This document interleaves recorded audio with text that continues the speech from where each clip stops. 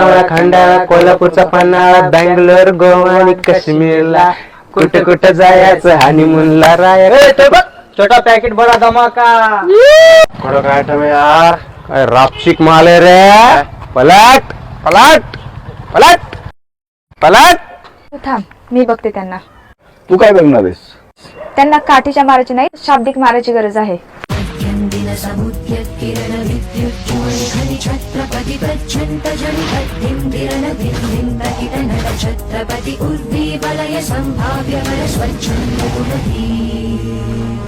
अरे तिकडची यायला लागली इकडे.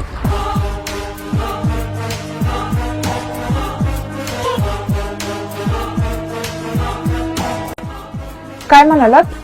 आयटम रापचिक माल. बोललो काय करणार आहेस काय करणार आहेस? तू घरी तुझ्या आईला आयटमच म्हणतोस का? आणि तू रे तुझी बहीण कुठं आवरून चालव तिला रापचिक माल म्हणतोस?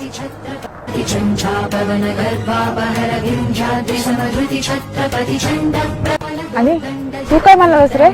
छोटा पॅक बडा धमाका.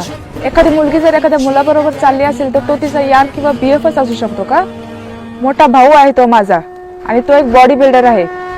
तो इथे आला असता ना त्याने एका मिनिटात तुम्हाला धडा शिकवला असता. पण मीच त्याला बोलले तू सारखं माझ्यासोबत नसता रे, मीच बघते यांना.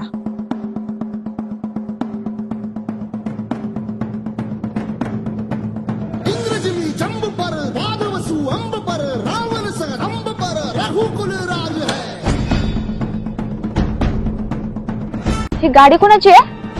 माझी.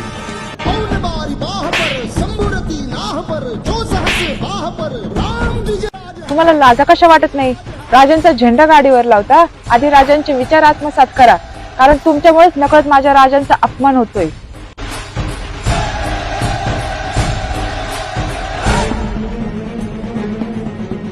महाराजांनी जेव्हा शाहिस्त खानाची बोट छाटून त्याचा पराभव केला आणि त्याचा सगळा खजिना लुटून जेव्हा गडावरती गेले तेव्हा शाहिस्त खानाची बहीण म्हणाली मेरी बेटी नहीं मिल रही, शायद शिवा उसको उठा कर ले गया. तेव्हा शाहिस्त खान म्हणाला की तुझी बेटी जर शिवाने नेली असेल तर तू काळजी नको करू, ती तिकडे सुखरूपच असेल. तेव्हा मुलगी लपून बसली होती, ती नंतर सापडली.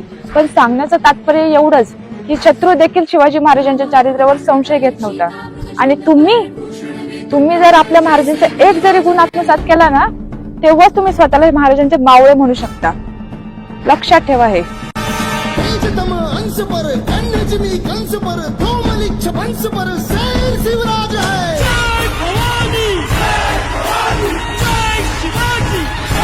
माझी